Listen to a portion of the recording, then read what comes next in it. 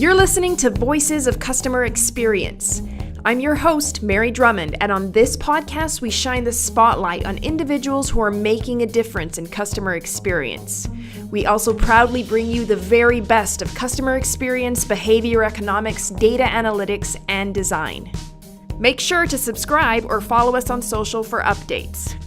Voices of Customer Experience is brought to you by Worthix. Discover your worth at worthix.com. Sammy Courtright is an attention-to-detail aficionado from the land down under who's COO at Fitspot Wellness. With a BA in Fine Arts from the University of Miami, she's a nationally certified Pilates instructor who brings a blend of grit and imagination to the zillions of tasks that confront every startup. While she wears many hats at Fitspot, doing everything from sketching app screens to managing customer experience, she can't leave the house without her Akubra. We're so happy to have you on the show today, Sammy, and joining us once again is my co-host, James Conrad. Thanks for coming on, James. Hey, Mary, great to be here. Hey, how you guys doing? Excellent. Thank you so much for being on today. To start off on the right foot, and so everyone has a very clear idea of who you are and what you do, can you just give us a little rundown of your background and tell people about the awesome work you guys are doing over at Fitspot? Sure. So I'm the co-founder and COO of Fitspot. I'm from Australia, the land down under. I moved to the US when I was 18 and then headed up to Los Angeles when I graduated college. And I started working with my co-founder, John, at a company called Never Rest that he had started. And we were pairing personal trainers with clients in the Los Angeles area. And through a ton of customer interviews, we started learning that, one, wellness meant a lot more to individuals than just physical fitness. And two, we also learned that our clients wanted to bring this experience on site to their workplace for their employees to participate in. And that really led us to Fitspot. And where we are today, we activate communities through on-site and virtual wellness experiences. Oh, that's awesome. You have zero Australian accent, like zero, like it's not there. Mate, I can do the whole thing in an Australian accent if I have to, and I totally will. No, honestly, it's weird. My dad's American, so I feel like I grew up, kind of having that in my ear. And then when I moved to the US, it was like, goodbye. Yeah. I'm glad you can fake it so well. That's amazing. Oh, yeah. If I get pulled over, I'm like, oh my gosh, I have no idea what the speed limit is. Like, I'm fresh out of the outback, had no idea. Okay, I know we're going to probe more there. Okay. So we believe that great customer experience starts with really engaged employees, and that they're ultimately, in the service industry at least, they're the ones that deliver the experience at the end of the day, and how they feel, how engaged they are, how they're connected with the organization has a big impact on that. We've seen lots of examples of that. So I'd love to talk a little bit, Sammy, about how you at Fitspot are working with employers to help get their teams energized. What are the sort of things that you're doing to really drive great employee engagement, wellness, et cetera? Yeah, so typically when we're engaging with the prospect and talking about some of their needs and goals when it comes to a wellness program, of course, one of the top factors is really engaging their employees. They want to have that productivity, that focus, that sense of community at work. We work also with property groups, so this pertains to their entire property, corporate tenants, so on and so forth. So once we better understand what their goals would be, we like to survey all of the employees to be like, hey, if we were to bring wellness initiatives on site, one, would you even participate? Two, what would you want from this wellness program? And three, what type of services would actually get you engaged? What time, what day, what type of, instructor do you like? The hardcore drill sergeant, or do you want more of an educational experience? And then from that, we customize this program. So each one of our programs for our clients is entirely customized based off of this survey feedback. So they feel like they have been listened to, and we are bringing a program on site that they actually want. So we implement the program, we bring all of the equipment, we take all of the heavy lifting, no pun intended, off of HR's plate or the property manager's plate, and we execute a full wellness program for our clients. So throughout the feedback loop, and it's really important in this process to continue this feedback loop, to hear what's working, what's not working, where are people really engaged and where are they not so engaged. And we iterate our programs monthly for clients to ensure that we're always optimizing that engagement. Oh, awesome. Yeah, it's a really, it has to be an evolving process, right? Because people change, people's needs changed, and what's working one month for one person may not be working the next month. It may not align with their, holistic wellness goals. And we really have to take that into consideration as we evolve that program and engage that feedback. And Sammy, is a wellness program, is it something that just runs ongoing, or do you see it as, is there a particular, time frame that you go in and sort of get people energized, get something in place? Or is this something that really should run all the time and really never has an end point? Well, of course, I'm in the business of this, so I'm going to say it should never have an endpoint. However, of course, data, all of the research out there shows that there is no longer this work-life balance. People don't want this work-life balance. They want work-life harmony. So how are we bringing these two together? And it doesn't mean that they just want ping pong tables and, beer pong and, games and stuff like that. They actually want to enjoy what they're doing, feel like they have a purpose in their work and a place in this world, as well as, enjoying being at the office as much as you can.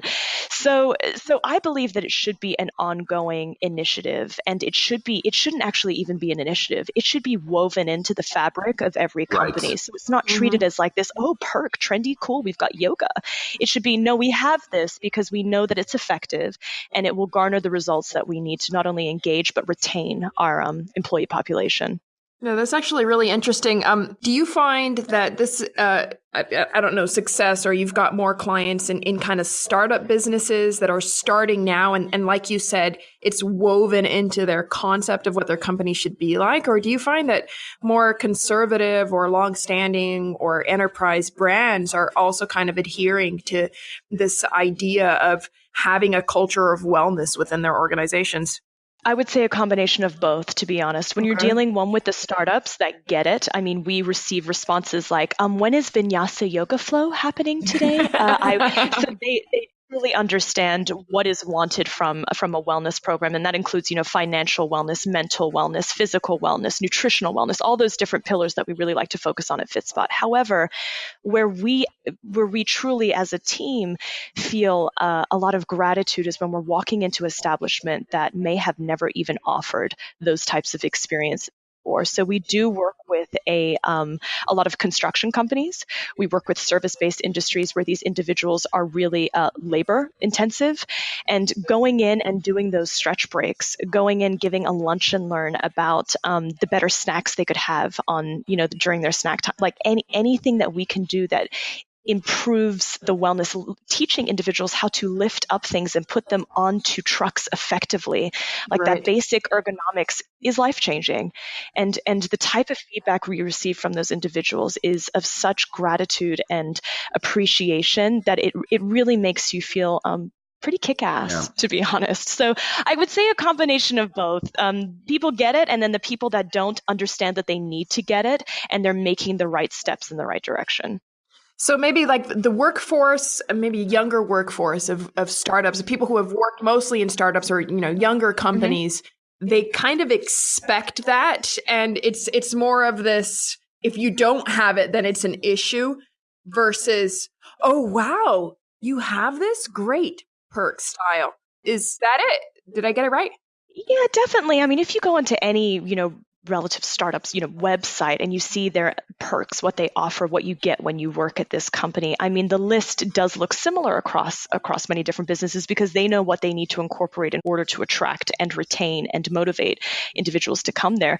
The reality is there's been a lot of disruption with that, right? Everyone has the next biggest thing. They're giving out Teslas as their quarterly rewards. That's insane. So there is a common, right now, if you do not offer some type of wellness amenity or wellness service, then you may not even be competitive. And that's what's frightening. I feel like there really is this amenities war going on, not only with companies, but also with properties of who can have the dog walking, the dry cleaning, the nail salon, the on-demand everything. And if you don't, well, then you may as well, just crumble and not participate, because this is 2018 and that's what people want. Do you feel like there's like a lack of qualified labor and companies are just fighting over people? I'm not so sure about that. I just think it's expectations. I feel like there are really wonderful qualified individuals that just want to work at a place that they genuinely want to work at. And people are really catching on to that quickly. So they're realizing that they have to change and modernize the workforce to retain and attract those individuals. I mean, I hate saying I'm a millennial, so I can kind of comment. Oh, me too. Yeah, right. So you know what we want. Yep. And we it's have about Tequila Friday. Yes, exactly. But that's the whole term, right? Corporate wellness is typically such a gross term. When you say corporate wellness, and when we were interviewing people being like, hey, let's talk about corporate wellness, let's define it. Some people would be like, flu shots. Other people would be like, you know, that one time someone in HR taught a yoga class and it was really fun.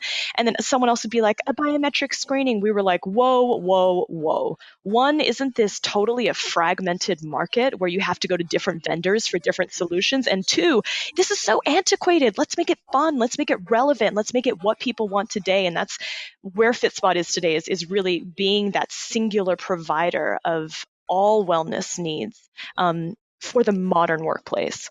That's awesome. I wanted to start off talking about fitness, which is maybe where you started, Sure. right? Can you tell us some of the direct, like immediate benefits of having fitness programs inside the workplace and how that reflects on maybe increased productivity, et cetera? Sure. I mean, team building is the number one thing. You may never speak to someone that's in marketing or in, customer support, wherever it may be. But if there is some type of community activity like a physical workout, group workout happening on site, you have the ability to kind of cross-pollinate with other departments that you may never speak with. And that's an incredible experience, as well as obviously the known benefits of physical fitness. Like one, you have to get up and move around throughout your day. If you're not that sedentary, sitting is the new smoking, as everyone is saying. So that's definitely obviously a perk. It also really increases creativity when people have the ability to step away from something and let their mind focus on something else. Your brain is always doing something in the background, right? It's problem solving. It's marinating on whatever's coming up next. That escape is truly beneficial for productivity and increasing creativity. And then obviously breaking a sweat, endorphins, you enjoy it. You become happier. There's a chemical reaction that comes from getting your heart rate up and breathing. We forget how little we breathe throughout the day. Even now, I feel like I'm doing, shallow breaths. When was the last time I took that deep lung, Right. belly filling breath that really just reminds you that be present, be in the moment, deal with the now versus thinking about the past and the future, which a lot of employees get caught up with day to day. Yeah, it's really, really interesting. And I wonder also, there's been a lot of talk about mental health. It's been in the news. Mm-hmm. It seems like more and more these days, and stress being one of the elements of that. And people, we've all worked at the workplace that's had a lot of stress and anxiety, Sure. but or maybe we haven't. So what are you doing at Fitspot to help in this? I saw on your website it was one of the areas that you focused on, but how do you sort of tackle this and approach it? And are there some things that you can share that you're doing around this space? Sure. It's really nice to establish defining stress, right? So each person has different stresses. We actually learned that financial stress was a huge contributor to an employee's everyday stress. So that's why we did start adding in financial wellness as one of our offerings. So once you start dissecting what stress means for an individual, we actually work with a really awesome partner called Will. They do mindfulness and resilience training, and we are a partner of theirs. So when you access our wellness management tool, which is essentially like this ecosystem of digital offerings online, you can access Will and participate in their audio and visual practices for mindfulness and resilience. And that's been really incredible. We also do on-site educational workshops on managing stress and what that means to you. So sitting down with individuals, we can either set it up as a one-on-one session. So you get 15 minutes, half an hour with a professional to talk about managing the stress and techniques that you could incorporate. Alternatively, we can do it in group setting. With the one-on-ones, people feel a little bit more comfortable. They can ask questions. They don't feel like their colleagues may be judging them for particular things as everyone's stresses are different, and you don't want to be viewed as, oh, that seems inadequate or not big enough to make a big deal, but it's something that you're thinking about every day that weighs on you. So we like to set up that type of environment where either it's a one-on-one or a group setting, and continuous programs. I will say that, like, again and again and again, this is not something that you can just offer one time and hope that it goes away. It's something that must be ingrained in the fabric of your company. If you care about your employees putting in the effort, you have to put in the effort to them as well. And leadership always getting involved, that's something that we talk about a ton here at Fitspot, because, we're so in the weeds every day, my co-founder and I, but stepping away to participate in those services that we bring on site, including the stress management ones, is game changing. They see that it's okay to participate. They see that it's in fact encouraged to participate, to talk about these stresses that come with the job. I think people are really appreciative of that. But yes, stress management is a huge, I think that's going to really evolve in 2019 as well, and as the coming years. Do you offer any kind of therapy as well? I don't know, psychoanalyst, something of the sort, or like a safe space where people can feel like they can discuss their mental health issues, or is that even in the plans or something like that? We refer. We do not solicit that directly through Fitspot services. But if our instructors will note that, hey, I think this would be an awesome time to refer or recommend, proper. When I say proper, I mean like professional medical, distant medical help, right? And they will advise that way. Voices of Customer Experience is brought to you by Worthix. If you're interested in customer experience, behavior economics, or data science, follow Worthix on social media or subscribe to our blog for the best content on the web. And how about nutrition? Nutrition walks alongside fitness. I mean, I read recently that in America, obesity actually started going up after the whole idea of gym and fitness started, because people felt like they had permission to eat more because they had gone to the gym, right? So, oh my God, I walked on the treadmill for 30 minutes. Now I can reward myself with a Big Mac for my efforts, right? So I know that you offer nutrition help. How does that play in to the whole idea of wellness and increased performance, maybe even increased brain functionalities, et cetera? Oh, absolutely. I mean, what you put into your mouth is fueling your body. And I think we forget that. I certainly forget that when I have a slice of pizza. I'm like, oh, that made me feel kind of crappy comparatively to how this fruit salad would have made me feel. So fueling yourself is so important. And I think that people are really recognizing that now, but they may not know how to start. They may not know, define healthy. Some people feel that, okay, so this peanut butter and jelly sandwich is healthy because there's fruit from the jelly, and then there's peanut butter, which is a protein, right? And then there's bread, which is a carb. Little do they know that type of bread, you want more of the complex carbs versus, the simple carbohydrates. So there's a lot that goes into it. Speaking of partners, we actually do work with Zapongo. That is a nutritional platform that employees can access. It sends them recipes based on their goals. It also delivers groceries, their grocery list via Instacart to either their office or home. That's pretty cool. Which really solves the problem of, I'm in a pinch, which most individuals experience all the time. I'm just going to grab whatever's closest available, takeout, delivery, and it kind of puts the control back in their hands. But nutrition is major. Talk about that 3 p.m. crash. I mean, we all feel it, and it's like, how can we avoid that and stimulate? And a lot of that comes from food, what we're putting into our body. Do you help maybe do some sort of consulting with companies and what sort of snacks to provide employees, what to have in the kitchen and the fridge, et cetera? Or do you deal only with direct employees? You do? No, we definitely do. We actually do fridge takeovers, which have been really fun. So we'll go into someone's office and we'll totally take over their fridge and put in healthy snacks and talk about it. The most important thing is like, oh, sorry, we got rid of the gummy bears, but why did we get rid of the gummy bears? It's understanding, the why behind these decisions. And wait, don't get rid of the gummy bears. Right, totally. So we usually have a nutritionist come on site at that time and talk about, hey, this is why this is good, and this is why this is a better option than what we have here. So nutrition, those lunch and learns as well, establishing either you can do build your own salad bar. We do also trail mix stations, and we talk about the difference between, say, the trail mix that you can get, at a gas station. M&Ms. The one that has amazing M&Ms in it, yes, which are delicious. But then we talk about what could we substitute that and why? What does it do for you? Does it, increase metabolism, increase brain functionality, all of those different things that you can discuss while you've got people's attention, because we're talking about food. I mean, when you start talking about food, everyone wants to participate. There's an option to get food. I'll be there. Free food? Yes, right. So we usually really try to engage people that way actively, allow them to ask questions, and really start from the ground up of like how portion control, right? Sizing, meal prepping, the fundamentals of understanding what you're putting into your body is really key. And then, once again, consistency. Bringing it on site regularly, talking about it. We even do cookings and tastings. We have a paleo chef that's incredible, that travels around doing incredible cooking and tastings for individuals, so they can see that, hey, this isn't gross green, kale salad that I don't want to eat. This is delicious, and this is how it's delicious. I don't understand why people hate kale. Kale gets a really bad rep, and it's delicious. No, James sighs. We can have a whole conversation on kale.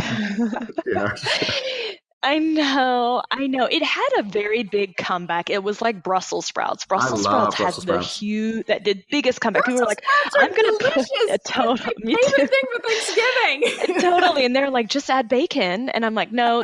That's cheating. But also delicious. So, yeah, exactly. This sounds amazing, Sammy, and I can see why you're excited about it, and your clients are as well. I can see HR being all over this. I can see employees. What's the pitch to the CFO or the guy that has to sign the check, and or the CEO even, depending on how engaged he is, right, with his staff? But what's the pitch to those guys around as they're thinking about ROI and productivity and is this what sort of impact is this going to have on our business beyond just, making people feel better? I'd love to hear what you'd say to a CFO as you go in and talk to him about it and why this is worth the investment. Sure. It's always establishing what are your goals from this. So if it's a hard numbers individual, that ROI is going to be either, is it capping or reducing healthcare premiums? We can talk about that. How can we reduce it? That means that we need to start tracking XYZ in order to produce those results to show to your broker. That conversation can bring it that way. Okay. However, I truly encourage individuals during those conversations to start thinking not only about the hard ROI, those numbers and stats, but some of the squishy things that are intangible to numbers, like how do people simply feel? And do they feel more positively? These are things that we can measure, but it's not going to be a hard number. Weight loss and capping premiums and, those things can be tracked, but let's start looking at those other factors that really improve an employee's experience at work, and how can we start bringing that into the equation and helping change the conversation and think a little bit differently on defining ROI. We can give you numbers up the wazoo, of course. We work with individuals that need that all the time, and we respect that. We totally get it. We're a business too. Bottom line counts. However, it's changing that dialogue to focus on other aspects that are not just the numbers and figures to really help push the envelope on how people are viewing workplace wellness. Yeah. And what sort of feedback do you hear from the employees that you work with? Yeah, so employees, it's such an interesting sales process for us, right? Because we have to sell to HR or the CFOs at this stage, or property managers, asset owners. But at the end of the day, they may not be the end users. So at the end of the day, the end users are the employees, the individuals participating in our services. So the feedback is really awesome. That's why that truly kind of gets me through the days on certain days that have been particularly tough, is that they so enjoy these moments, these kind of daily doses of wellness that we can provide.